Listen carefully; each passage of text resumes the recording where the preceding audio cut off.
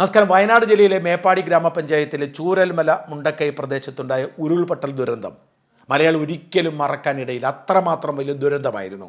ഏതാണ്ട് 500ഓളം പേരുടെ ജീവനെടുത്ത, നിരവധി പേരുടെ ഉപജീവനമില്ലാതാക്കിയ മഹാദുരന്തമായിരുന്നത്. കേരളം ഒരുമിച്ച് നിന്നു, അവരെ ചേർത്ത് പിടിച്ചു, അവരെ സംരക്ഷിക്കാൻ പരിശ്രമിച്ചു.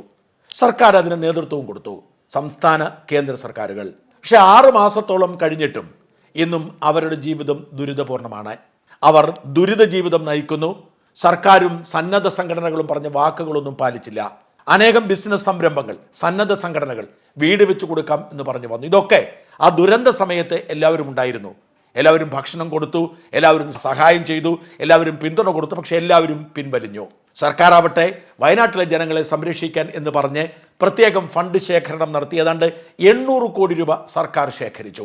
എന്നാൽ മുസ്ലിം ലീഗ് എന്ന രാഷ്ട്രീയ പാർട്ടിയും മറുനാടൻ മലയാളി എന്ന മാധ്യമ സ്ഥാപനവും അടക്കം ചില സ്ഥാപനങ്ങളും ചില വ്യക്തികളും ചില സന്നദ്ധ സംഘടനകളും കൊടുത്തതല്ലാതെ ഒന്നും അവിടെയുള്ളവർക്ക് കിട്ടിയില്ല. സർക്കാർ കൊടുക്കുന്ന നക്കാപ്പിച്ച ഗ്രാൻഡ് കൊണ്ട് അവിടെയുള്ളവർ പട്ടിണി ഒരുവിധം മറികടക്കുന്നു. എന്നവരുടെ ദുരിതം തീരും എന്നതിന് ആർക്കും ഒരു നിശ്ചയവുമില്ല. കേന്ദ്രത്തെ പഴി പറഞ്ഞ് കേസ് കൊടുക്കുക എന്നല്ലാതെ ഒരു സഹായവും ഈ പാവപ്പെട്ട മനുഷ്യർക്ക് വേണ്ടി കൊടുക്കുന്നില്ല എന്നതാണ് അവസ്ഥ. അവിടെ ദുരന്തത്തിൽപ്പെട്ട മനുഷ്യർക്ക് എങ്ങനെ ജീവിതം മുമ്പോട്ട് കൊണ്ടുപോകും എന്നറിയില്ല. വല്ലാത്ത വിചിത്രമായ സംഗതിയാണ്. സർക്കാർ ഇഷ്ടം പോലെ പണം പിരിച്ചു, സന്നദ്ധ സംഘടനകളും വലിയ ബിസിനസ് സംരംഭങ്ങളും ഇവരെ ചേർത്ത് പിടിക്കുമെന്ന് പറഞ്ഞു. പക്ഷെ അതെല്ലാം പാഴ്വാക്കായി. ഒരു ഗുണവും ഉണ്ടാകാതെ അവർ സമരരംഗത്തിറങ്ങിയിരിക്കുകയാണ്. അവിടെ വലിയ സമരം നടക്കുന്നു. ജീവിക്കാനുള്ള അവകാശത്തിന് വേണ്ടി, ആനുകൂല്യമല്ല അവകാശമാണ് എന്ന് പറഞ്ഞ് പാവപ്പെട്ട മനുഷ്യർ അവിടെ ഇരിക്കുകയാണ്. ഈ 6-7 മാസം കൊണ്ട് സർക്കാർ പുനരധിവാസത്തെക്കുറിച്ച് തന്നെ കൃത്യമായ ധാരണയിലെത്തിയില്ല. പലതവണ പദ്ധതികൾ മാറി, അർഹതയുള്ളവരുടെ ലിസ്റ്റ് മാറി. അങ്ങനെ പലതവണ സർക്കാർ നാടകം കളിച്ച് നടക്കുന്നതല്ലാതെ ഒരു തീരുമാനവും ഉണ്ടായില്ല. ഇപ്പോഴിതാ സർക്കാർ അന്തിമമായ തീരുമാനമെടുത്തിരിക്കുന്നു. ഇന്നലത്തെ മന്ത്രിസഭാ യോഗം ഈ തീരുമാനത്തിൽ ദേശാഭിമാനി റിപ്പോർട്ട് ചെയ്യുന്നത് 5 സെന്റ് ഭൂമി കൊടുക്കാമെന്ന് പറഞ്ഞത് ഇപ്പോൾ 7 സെന്റ് ആക്കി എന്നതാണ്. എന്നാൽ അതിൻ്റെ പിന്നിലെ ചതി, സർക്കാരിൻ്റെ ദുരുദ്ദേശം, പാവപ്പെട്ട ദുരിതബാധിതരെയും ലാഭത്തിന് വേണ്ടി ഉപയോഗിക്കാൻ, കൊള്ളയടിക്കാൻ സർക്കാർ ശ്രമിക്കുന്നതിന്റെ വിശദാംശങ്ങൾ ദേശാഭിമാനി പറയില്ല. നേരത്തെ പറഞ്ഞിരുന്നത് ഹാരിസന്റെ ഉടമസ്ഥാവകാശത്തിലുള്ള 2 എസ്റ്റേറ്റുകളിൽ പുനരധിവാസം നടത്തുമെന്ന്. അതിപ്പോൾ 1 ആക്കി. 1-ൽ 5 സെന്റ് എന്ന് പറയുന്നതിന് ജനങ്ങൾ എതിർത്തിരുന്നു, അത് 7 സെന്റ് ആക്കി. അതാണ് സർക്കാർ ചെയ്തിരിക്കുന്ന ഒരു പരിപാടി. പക്ഷേ എത്ര പേർക്ക് ആനുകൂല്യമുണ്ട് എന്നതിനെക്കുറിച്ച് കൃത്യമായ ധാരണയില്ല. ഇപ്പോൾ പറയുന്നത് 430 പേർക്കെന്നാണ്. എന്നാൽ 430 പേർ മാത്രമേ ഉള്ളൂ. ദുരിതബാധിത പ്രദേശത്ത് ഒറ്റപ്പെട്ടുപോയ മനുഷ്യരുടെ ഒക്കെ അവസ്ഥ എങ്ങനെയാണ് എന്നുള്ളതൊക്കെ പ്രശ്നമായി. സർക്കാർ ഇപ്പോൾ പറയുന്നു ഈ കോളനിയിലായിരിക്കില്ല എല്ലാവരും താമസിക്കാൻ പോകുന്നത്. അങ്ങനെ ഇവിടെ താമസിക്കാൻ താല്പര്യമില്ലാത്തവർക്ക് 15 ലക്ഷം രൂപ തരാമെന്ന്. ഓർക്കണം, സർക്കാരിന്റെ കയ്യിൽ വയനാടിന് വേണ്ടി ശേഖരിച്ച 800 കോടി രൂപയുണ്ട്. 15 ലക്ഷം രൂപ തരാം എന്ന് പറയുന്നു. ഈ 15 ലക്ഷം രൂപ വെച്ച് 430 പേർക്ക് കൊടുത്താൽ 64 കോടി രൂപയാകുകയുള്ളൂ. 800 കോടിയിലധികം പിരിച്ചിട്ടാണ് 64 കോടി ചെലവാക്കാമെന്ന് സർക്കാർ പറയുന്നത്. ഇനി ആരെങ്കിലും വീട് വെച്ച് കൊടുക്കുന്നുണ്ടെങ്കിൽ അവർ 30 ലക്ഷം തരണമെന്നായിരുന്നു, ഇപ്പോൾ 20 ലക്ഷമായി കുറച്ചു. വേറൊന്നും സർക്കാർ ചെയ്യുന്നില്ല. വൻ ചതിയാണ് സർക്കാർ ചെയ്യുന്നത്. 15 ലക്ഷം രൂപയാണ് കൊടുക്കാമെന്ന് പറയുന്നത്. അല്ലെങ്കിൽ സർക്കാർ വീട് വെച്ച് കൊടുക്കും. ഈ രണ്ടിലേതെങ്കിലും ഒന്ന് ചെയ്യണം. ആ വീട് വെച്ച് കൊടുത്താൽ 7 സെന്റ് ഭൂമിയെ കൊടുക്കൂ, സർക്കാർ പറയുന്നതാണ്. ഇവിടെ നമ്മൾ പ്രത്യേകം ശ്രദ്ധിക്കേണ്ടതുണ്ട്. 800 കോടിയിലധികം സർക്കാർ വയനാടിന് വേണ്ടി ശേഖരിച്ചു. അതിൻ്റെ ഒരു വിഹിതം പോലും ആളുകൾക്ക് കൊടുക്കുന്നില്ല. ഒന്നാമത്തേത്. രണ്ടാമത്തേത്, എല്ലാവർക്കും വീട് വെച്ച് കൊടുക്കാൻ തയ്യാറായി അനേകം സന്നദ്ധ സംഘടനകളും ബിസിനസ് സ്ഥാപനങ്ങളും വന്നിട്ടുണ്ട്. രാഹുൽ ഗാന്ധി വെച്ച് കൊടുക്കാമെന്ന് പറഞ്ഞു 100 വീട്. കർണാടക സർക്കാർ കൊടുക്കാമെന്ന് പറഞ്ഞു 100 വീട്. നമ്മുടെ നാട്ടിലെ ഒരുമാതിരിപ്പെട്ട എല്ലാ മുതലാളിമാരും വീട് വെച്ച് കൊടുക്കാമെന്ന് പറഞ്ഞു. അതൊക്കെ വെച്ച് കൊടുക്കുമ്പോൾ പിന്നെ സർക്കാരിൻ്റെ ഫണ്ട് എന്ത് ചെയ്യും? വളരെ ഗൗരവമേറിയ വിഷയമാണ്. വയനാട്ടിലെ ദുരിതബാധിതർ ഇത് ഗൗരവത്തോടെ കാണണം. വാസ്തവത്തിൽ വയനാട്ടിലെ ദുരിതബാധിതർ ഒരുമിച്ച് നിന്ന് കോടതിയിൽ പോകണം.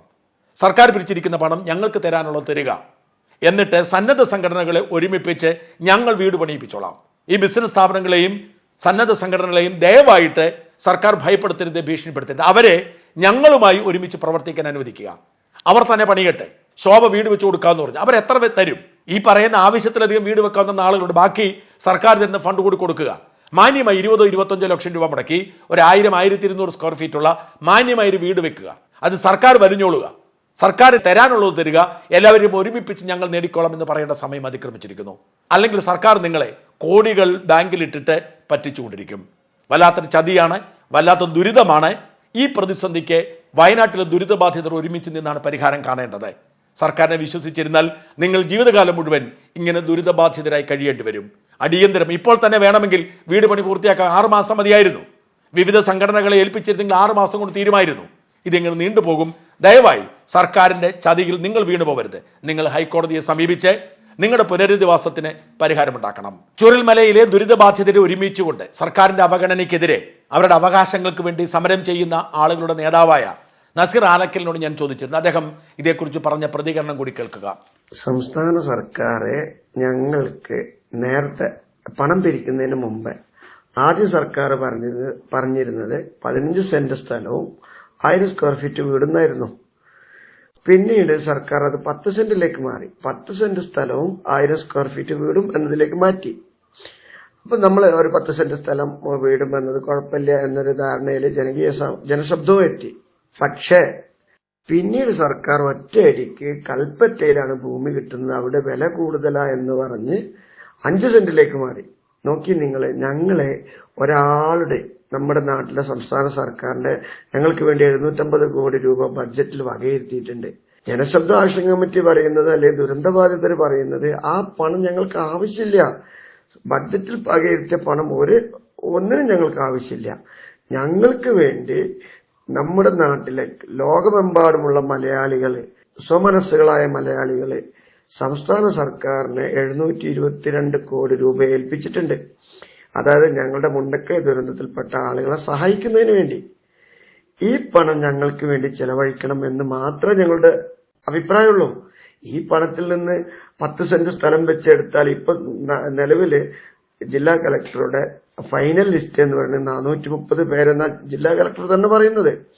ഈ 430 പേർക്ക് 10 സെന്റ് സ്ഥലം വെച്ചെന്ന് പറയുമ്പോൾ 43 സെന്റ് സ്ഥലം, 43 ഏക്കർ സ്ഥലം മതി 430 പേർക്ക് 10 സെന്റ് സ്ഥലം വെച്ച് കൊടുക്കുമ്പോൾ. വഴിയും മറ്റു കാര്യങ്ങളൊക്കെ ആയിട്ട് അതിന്റെ ഇരട്ടി കൂട്ടിക്കൊള്ളും. ഒരു 70 ഏക്കർ സ്ഥലം മതി. നിലവിൽ കൽപ്പറ്റ ഭൂമി എടുക്കാൻ തീരുമാനിച്ച സ്ഥിതിക്ക് കൽപ്പറ്റ ഭൂമിക്ക് 1 കോടി രൂപ ഒരേക്കറിന് വില കൂട്ടിക്കൊള്ളി. അത് പ്ലാന്റേഷൻ ഭൂമിയാണ്, അത്ര വില കൂട്ടാൻ പറ്റില്ല. എങ്കിലും അങ്ങനെ കൂട്ടാം. 1 കോടി വെച്ച് വരുമ്പോ 70 കോടി രൂപയല്ലേ ഞങ്ങൾക്കാവുള്ളൂ. 430 ആൾക്ക് 10 സെന്റ് വെച്ച് കൊടുത്താൽ 70 കോടി രൂപ ഞങ്ങൾക്ക് ഭൂമി എടുക്കാനാവുള്ളൂ. വീട് വെച്ച് തരുന്നതിന് വേണ്ടി 1011 വീട് വെച്ച് തരാൻ നിലവിൽ സന്നദ്ധ സംഘടനകൾ റെഡിയാണ്. അത് സർക്കാർ തന്നെ വിളിച്ചു ചേർത്ത യോഗത്തിൽ 38 സംഘടനകൾ പങ്കെടുത്തു. അവർ നേരത്തെ പറഞ്ഞ വാഗ്ദാനത്തിൽ നിന്ന് പിന്നോട്ട് പോകാൻ തയ്യാറല്ല, കൊടുക്കാമെന്ന് പറയുന്നു. അപ്പൊ 1011 വീട് സന്നദ്ധ സംഘടനകൾ ഇനിയും നൽകാൻ തയ്യാറാണ്. സ്ഥലം വാങ്ങിക്കാൻ വെറും 100-200 കോടി രൂപ ഞങ്ങൾക്ക് വേണ്ടി സംസ്ഥാന സർക്കാർ ഞങ്ങൾക്ക് വേണ്ടി പിരിച്ചെടുത്ത പണത്തിൽ നിന്ന് നൽകിയാൽ മതി. ഒരിക്കലും നികുതി പണത്തിൽ നിന്ന് നൽകേണ്ടതില്ല. അതുപോലും തരാന് സർക്കാർ മടിക്കുകയാണ്. ഞങ്ങൾക്ക് വേണ്ടി പിരിച്ചെടുത്ത് ഞങ്ങൾക്ക് വേണ്ടി നൽകിയ പണം ദുരന്ത നിവാരണ മുഖ്യമന്ത്രിയുടെ ദുരിതാശ്വാസ നിധിയിൽ കിടക്കുകയാണ്. ഇത് ഞങ്ങൾക്ക് തരാതിരുന്നാൽ മുഖ്യമന്ത്രിക്ക് അദ്ദേഹത്തിന്റെ സൗകര്യങ്ങൾക്കനുസരിച്ച് ചെലവഴിക്കാൻ കഴിയും എന്നതാണോ ഞങ്ങൾക്ക് വേണ്ടി 10 സെന്റ് എന്നുള്ളത് 5 സെന്റ് പിന്നീട് 7 സെന്റ് ആക്കുന്നത്? എന്താ 10 സെന്റ് നൽകുന്നത്? ഞങ്ങള് 2000 square feet 3000 square feet 1/2 acre 30 സെന്റിലൊക്കെ താമസിച്ച ആളുകളാണ്. മുണ്ടക്കൈക്കാരും ചൂരൽമലക്കാരും എല്ലാ സൗകര്യങ്ങളും താമസിച്ച ഞങ്ങളെ ഈ 10 സെന്റെങ്കിലും തരണ്ടേ സർക്കാരെ? സർക്കാരല്ല തരേണ്ടത്. ഞങ്ങൾക്ക് വേണ്ടി തരാൻ വേണ്ടി നമ്മുടെ ലോകത്തെ മുഴുവൻ മലയാളികളെ, സുമനസ്സുകളായ മലയാളികളെ ഏൽപ്പിച്ച പണത്തിൽ നിന്നാണ് തരേണ്ടത്. സർക്കാർ ഒരു മീഡിയേറ്റർ മാത്രമാണ്. ഈ മീഡിയേറ്ററായ സർക്കാർ, ഒരു ഇടനിലക്കാരനായ സർക്കാർ എന്തിനു വേണ്ടി ഞങ്ങളുടെ പണം ഇങ്ങനെ കയ്യിൽ വെച്ച് ഞങ്ങളെ ബുദ്ധിമുട്ടിക്കുന്നു എന്ന് നിങ്ങൾ ആലോചിച്ച് നോക്കി. എന്തിനാണ് ഞങ്ങളിങ്ങനെ ബുദ്ധിമുട്ടിക്കുന്നത്? അതുകൊണ്ട് ദയവ് ചെയ്ത് ഞങ്ങൾക്ക് സർക്കാരിനോട് പറയാനുള്ളത്, ദയവ് ചെയ്ത് ഞങ്ങളെ ബുദ്ധിമുട്ടിക്കാതെ. ഞങ്ങൾ വേദനയുള്ള ആളുകളാ. ഞങ്ങളൊരു സമരത്തിന് വരാനുള്ള മാനസികാവസ്ഥയിലല്ല. ഞങ്ങളുടെ കൂടപ്പിറപ്പുകളും ഞങ്ങളുടെ വേണ്ടപ്പെട്ടവരൊക്കെ മരിച്ചുപോയി. ഞങ്ങൾ ആ ഒരു വേദനയിൽ നിൽക്കുന്ന ആളുകളാ. നിങ്ങളൊന്ന് ആലോചിച്ച് നോക്കി. ഞങ്ങളുടെ കൂടപ്പിറപ്പുകളുടെ ചില ആളുകളുടെ കൈ മാത്രം കിട്ടിയിട്ടുണ്ട്, ചില ആളുകളുടെ കാല് മാത്രം കിട്ടിയിട്ടുണ്ട്. അങ്ങനെയൊക്കെ ചെറിയ അവശിഷ്ടങ്ങൾ മാത്രം കിട്ടിയിട്ടുള്ള, അതായത് അവിടെ ശരീരത്തിന്റെ ചില ഭാഗങ്ങൾ, അവശിഷ്ടങ്ങളല്ല, ചില ഭാഗങ്ങൾ മാത്രം കിട്ടി. അതാണ് ഞങ്ങളുടെ ബാക്കിയുള്ളവരെന്ന് കരുതി വേദനിക്കുന്ന ഞങ്ങൾക്ക് സർക്കാർ എന്തിനാ ഞങ്ങളിങ്ങനെ വേദനിപ്പിക്കുന്നു? അതിന്റെ ബാക്കിയും കൂടെ ആയിട്ട്. അതുകൊണ്ട് ഒരിക്കൽ കൂടെ പറയാണ്, നിങ്ങളെപ്പോലുള്ള ആളുകളൊക്കെ ഞങ്ങൾക്ക് വേണ്ടി പ്രയത്നിക്കണം, പ്രാർത്ഥിക്കണം എന്നാണ് എനിക്ക് പറയാനുള്ളത്.